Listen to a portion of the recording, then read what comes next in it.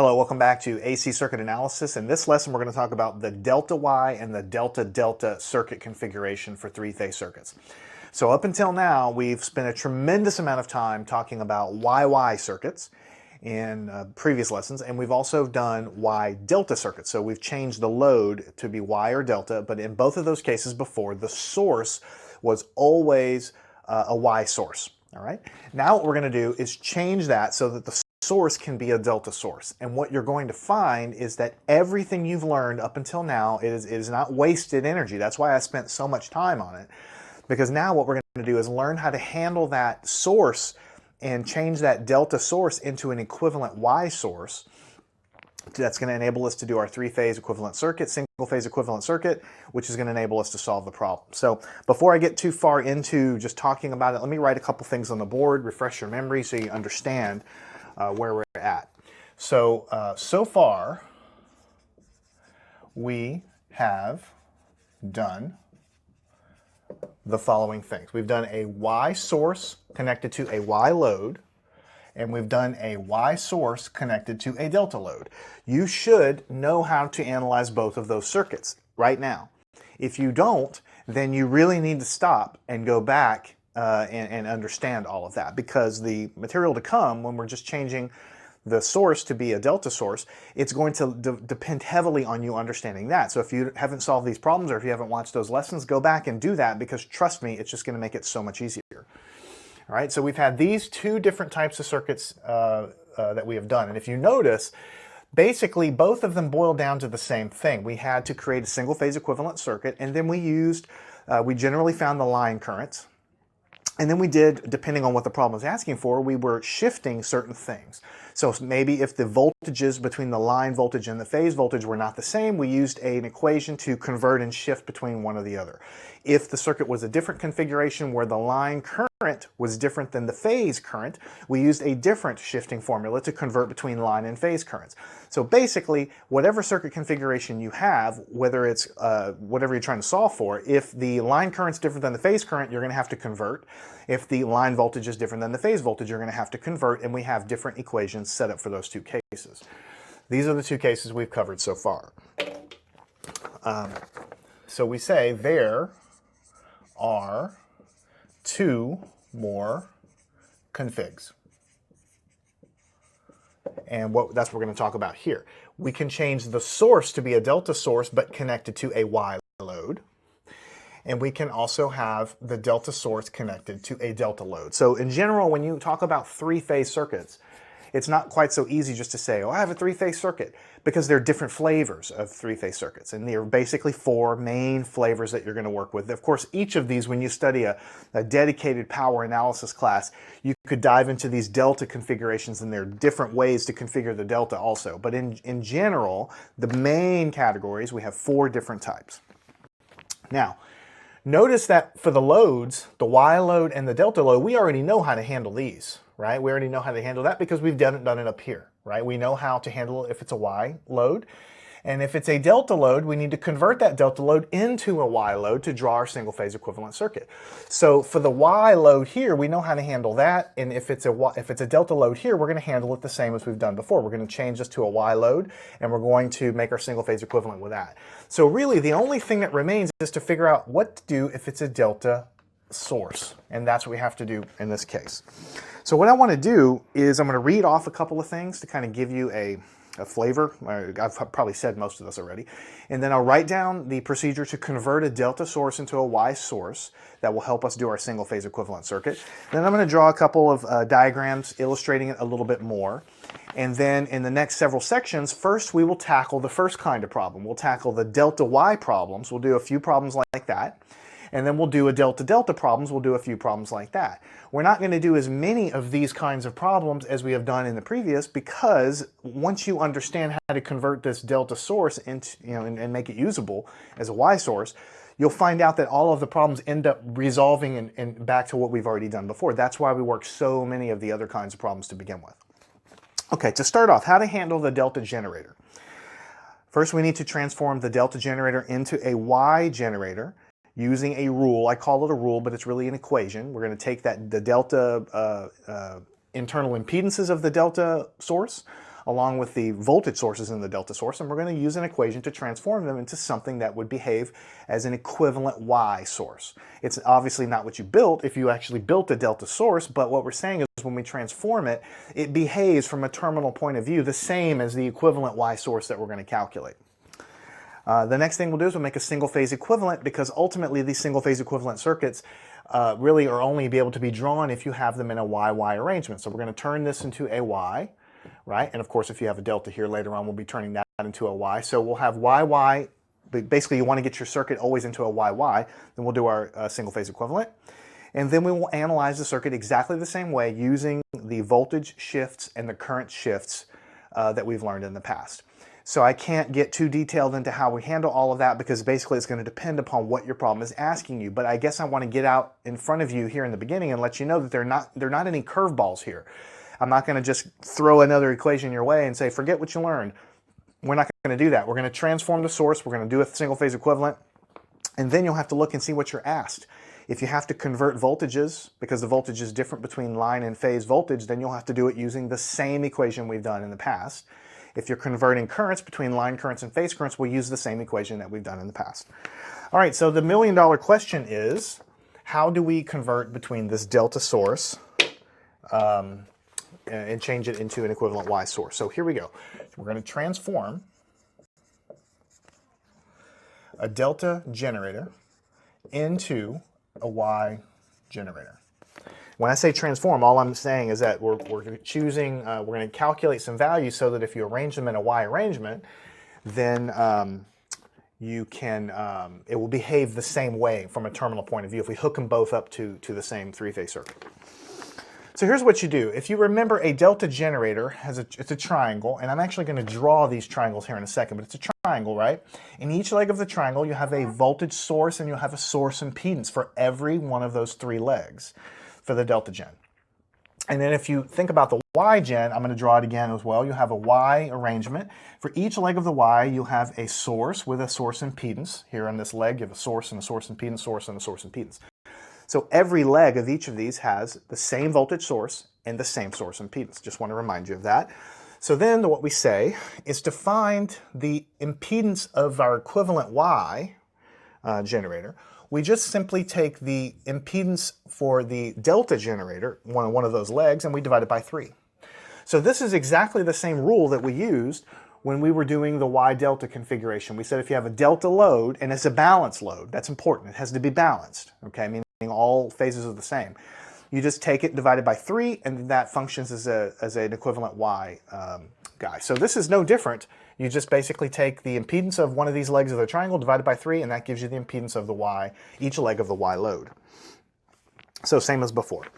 Now the second thing, obviously, this is just for the source impedance. We want to know what the source voltage is. That one's a little more complicated.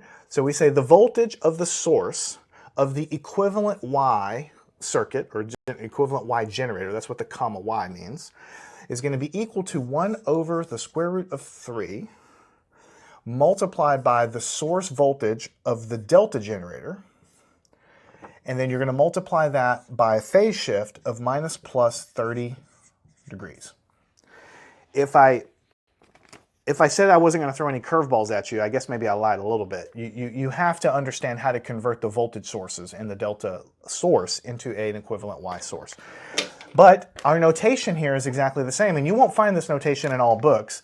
What this means is we choose the negative sign for positive phase sequence, and we choose, of course, the bottom sign, which is this guy, for a negative sequence.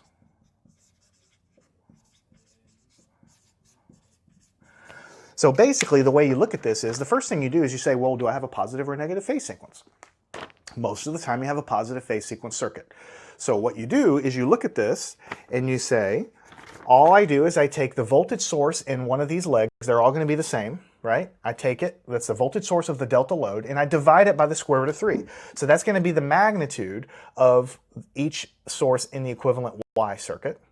But then I have to shift this voltage source that I have to shift it by negative 30 degrees. So I subtract 30 degrees from whatever phase was in each leg of the delta triangle if it's a positive phase sequence. If I happen to be dealing with a negative phase sequence circuit, I do the same thing. The magnitude is going to be less. The magnitude is going to be divided by the square root of 3. That means it's going to be less than the delta magnitude. And I'm going to be adding 30 degrees to that. Okay. Now the other thing I want to say is that I'm not going to prove this. You can look this kind of thing up in books, and ultimately I have to make a judgment call on what is worth proving and what is worth taking time for and what isn't. At the end of the day, this is one of those things where you can dive into it, you can draw your circuits, you can write all the equations, you can prove that this is true, but at the end of the day, the proof isn't going to give you too much, because ultimately all you're going to do is, for a delta source, to find the equivalent Y source, you're going to divide the magnitude by square root of 3. That's going to give you the magnitude of the new source, and you're just going to shift it. And you're most likely going to shift it by negative 30 degrees for a positive phase sequence, and you'll have the other phase shift if it's a negative phase sequence. Once you have that, then you can draw the source as if it were wired up as a Y source, and it will behave the exact same way terminally as the delta source does, right? So each one of them have 3 terminals, A, B, and C. So delta or Y is going to behave the same way from a line point of view. All right, now the next thing I want to do, this is the most important thing here. For the source, this is what you do.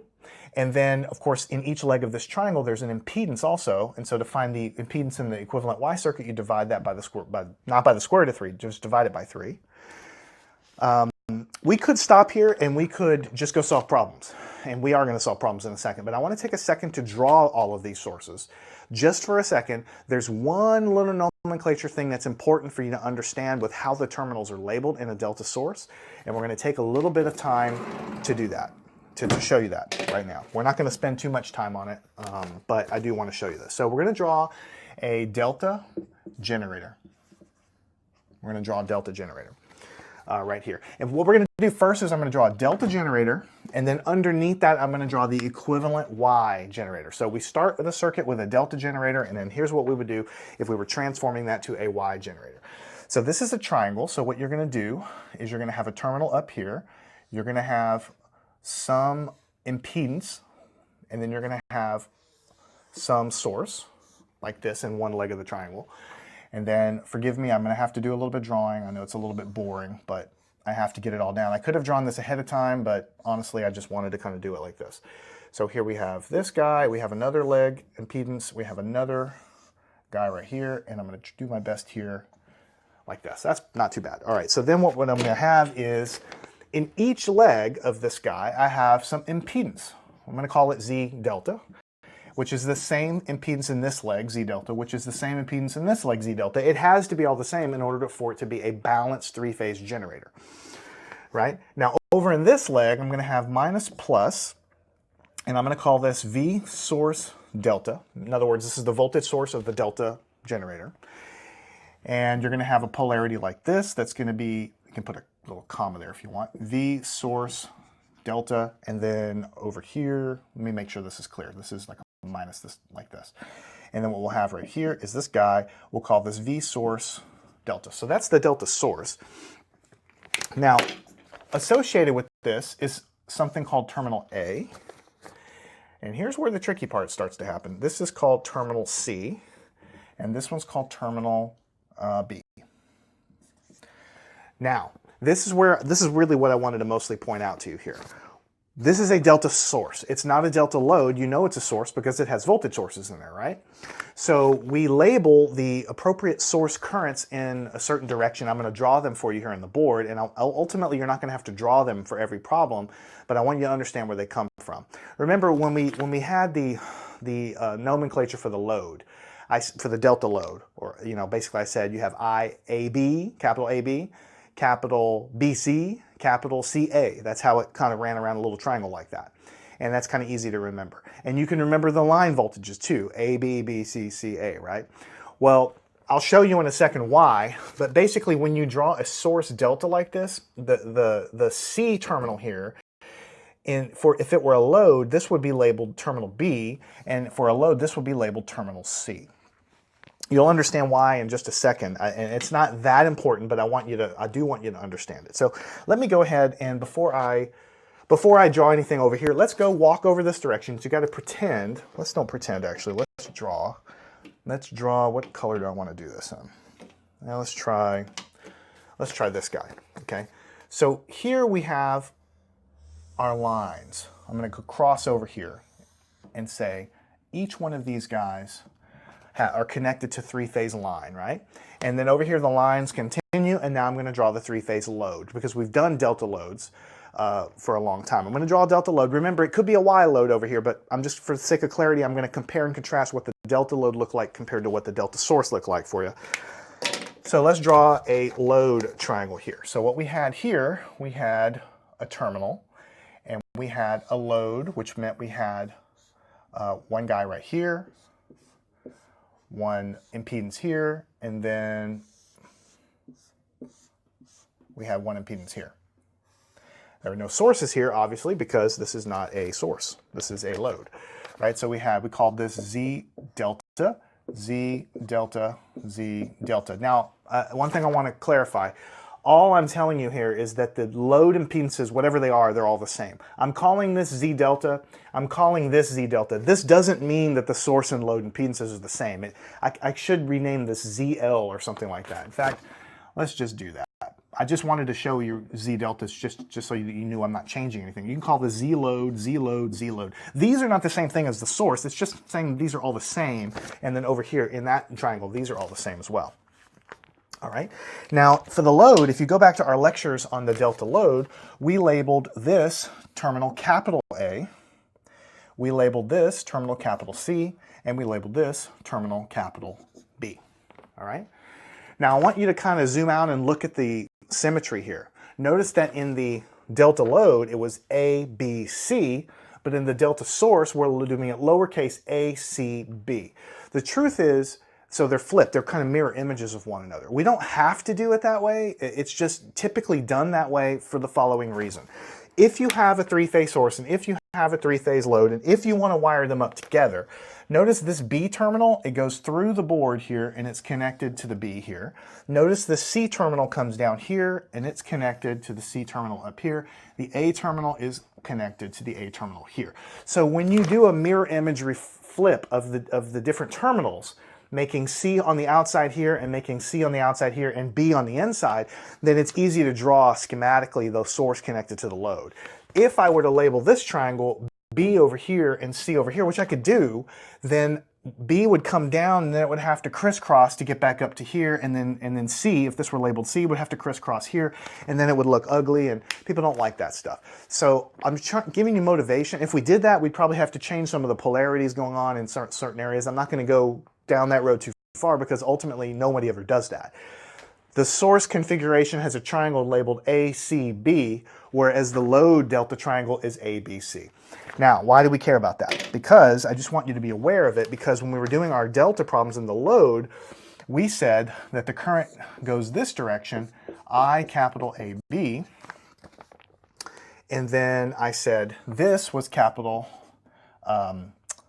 ICA, and then this was capital I, capital BC. This is how we were doing, forget about sources, this is how we were doing it all in the last few sections solving our delta load problems.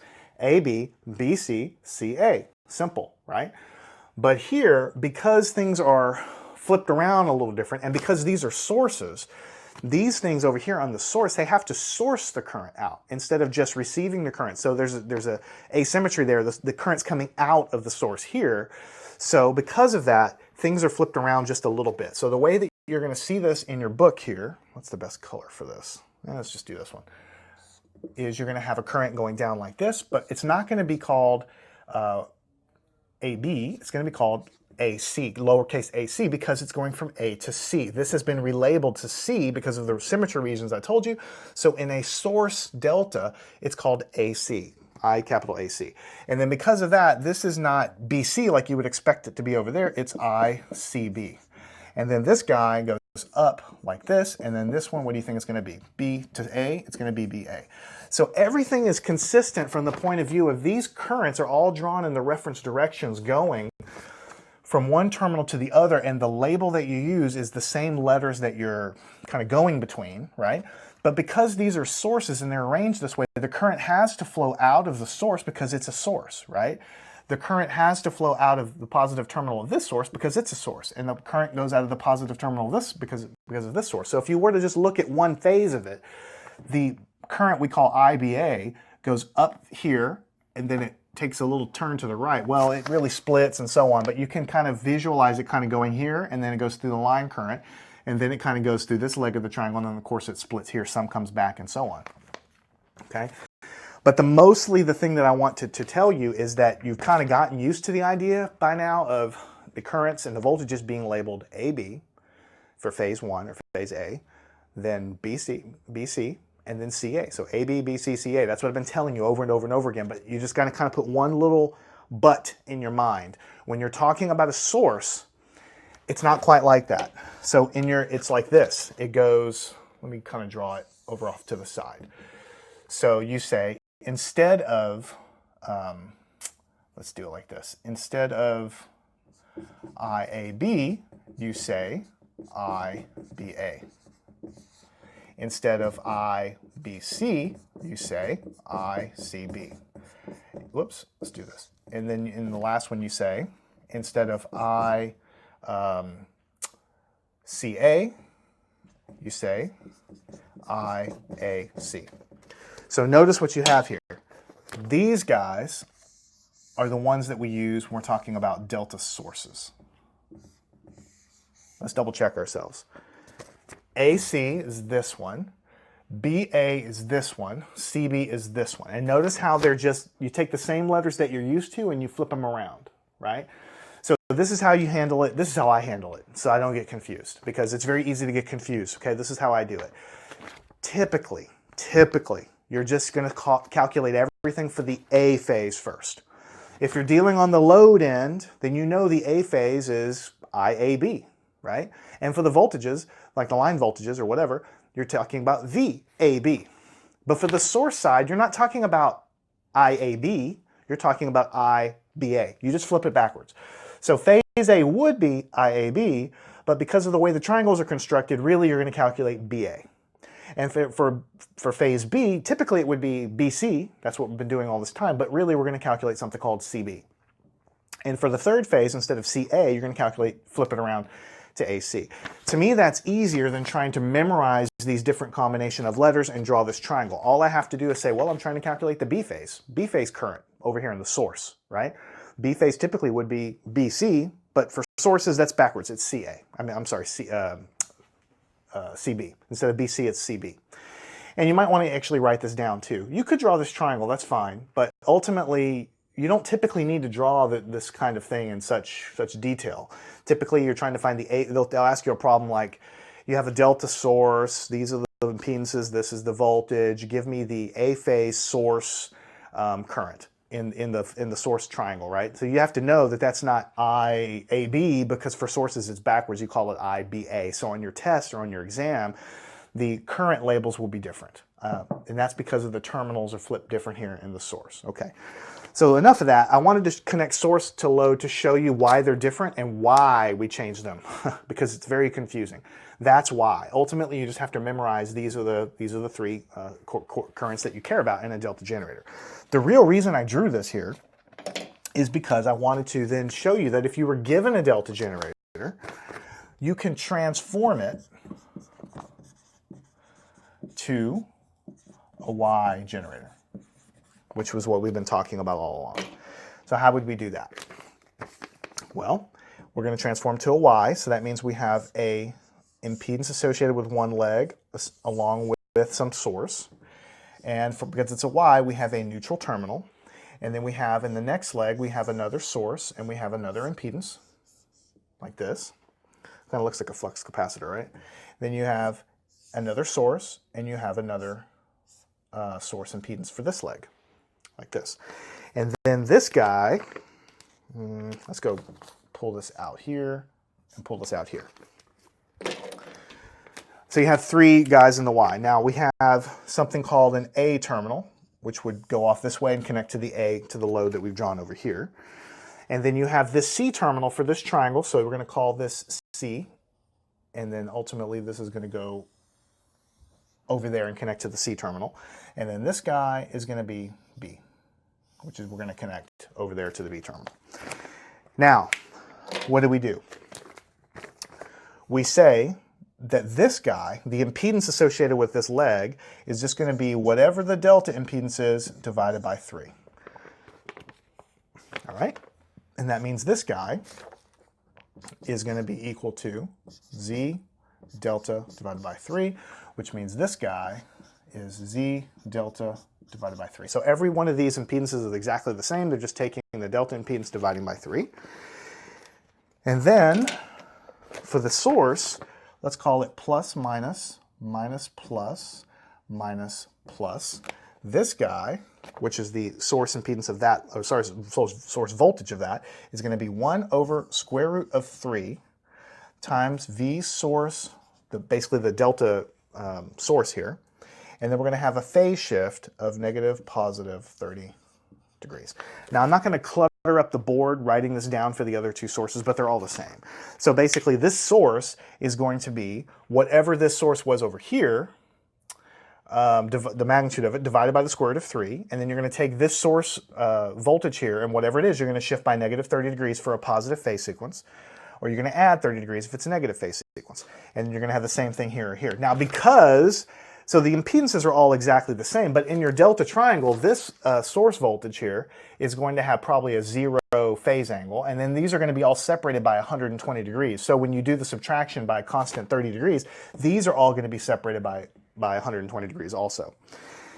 And this arrangement will help you draw your single phase equivalent circuit. The rest of the analysis, once you have a delta source converted to a Y source, and then usually you have a Y load, but if not, you change that delta load into a Y load.